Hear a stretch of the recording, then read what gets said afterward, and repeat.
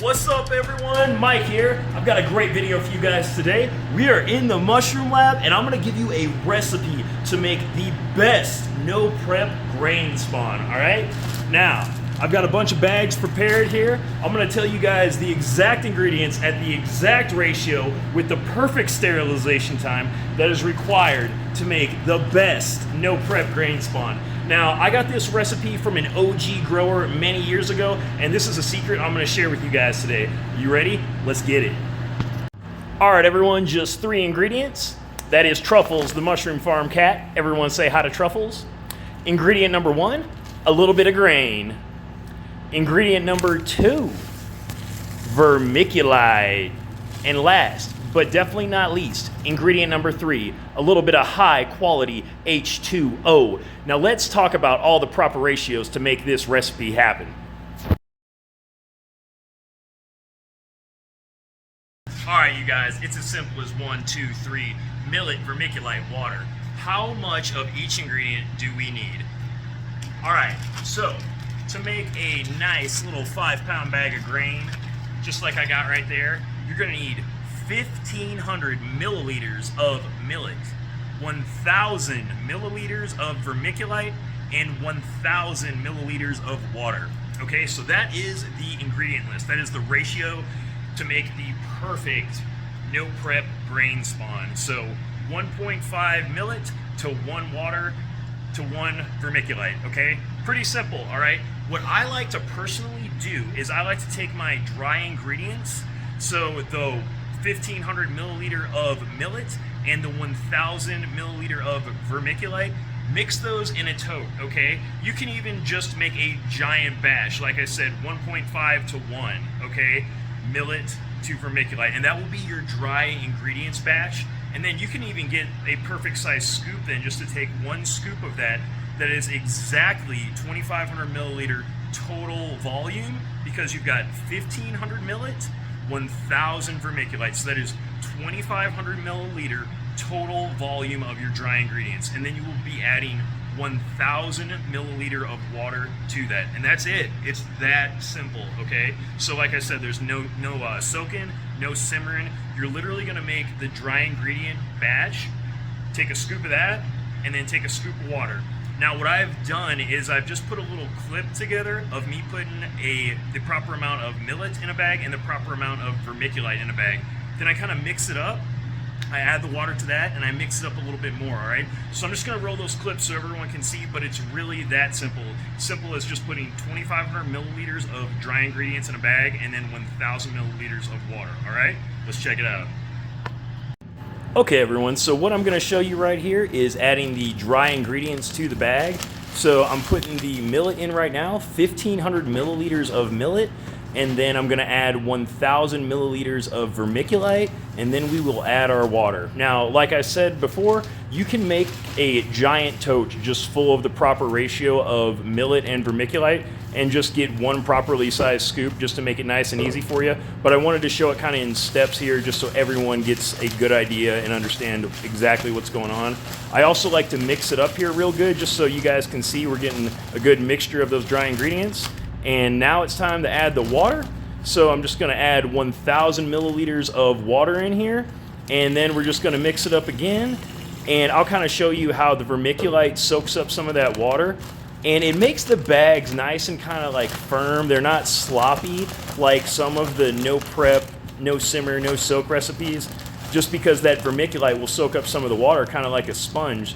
So it kind of makes it a really nice consistency, and it makes the bags easy to handle at this point actually.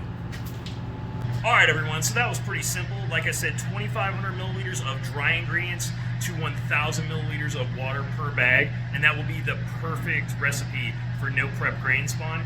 Now, I've got the bags prepared here. Kind of watch. I like to take these bags, you fold them with the gussets, fold the gussets in, because these are gusseted bags. I like to squeeze all of the air out of them. And then everybody has a way they like to fold the bags. I basically just like to fold the bag where the filter is facing me. Okay everyone, so I'm just gonna show you guys how I like to fold up my grain spawn bags, and as you can kind of see, I like to work the gussets a little bit just to make sure the gussets are folding. Then I flip the bag back, filter patch is facing me, and then I start folding the top of the bag down, okay?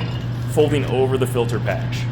Then I put some clips on it, okay? These are just some clothesline pins, and that's my preference for putting 2 bags of spawn in a 16-quart pressure cooker. But some guys just fold the tops, some guys put a plate on them and a weight to hold them shut. Everybody's got a different method. I prefer to use a clip.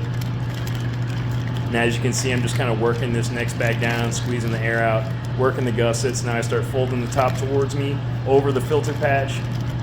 There we go, perfect.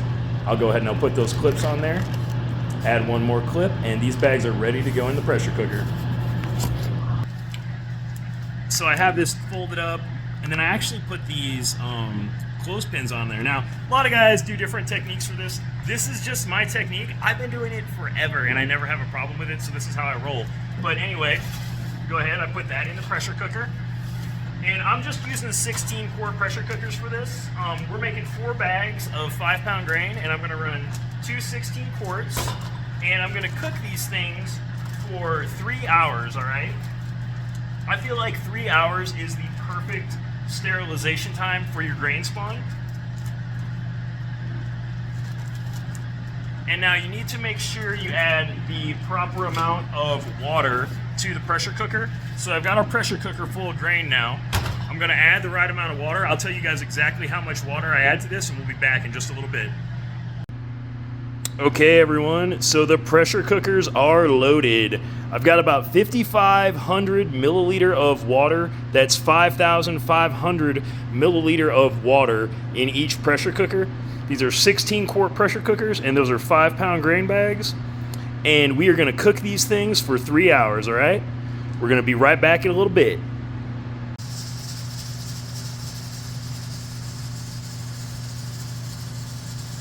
Three hours later. All right, everyone, Mike here. So we are back. We are in the mushroom lab. I've got the pressure cooker here.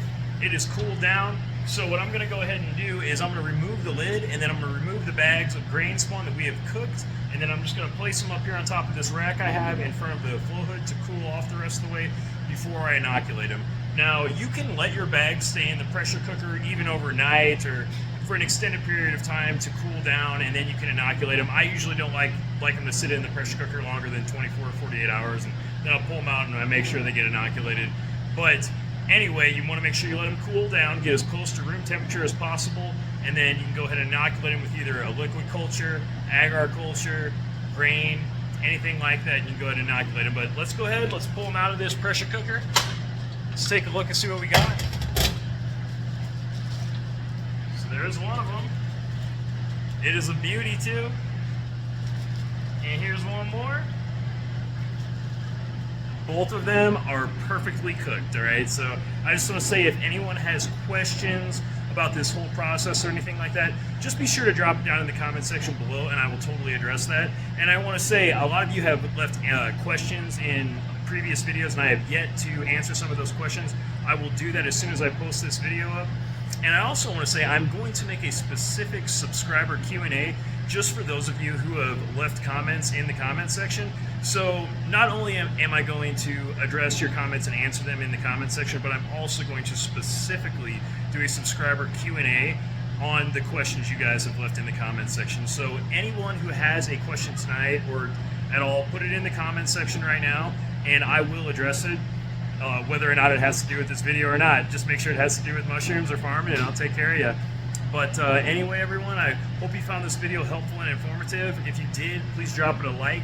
Subscribe to the channel if you haven't already. But that's all I got for you on this one, and I'll catch you guys on the next one.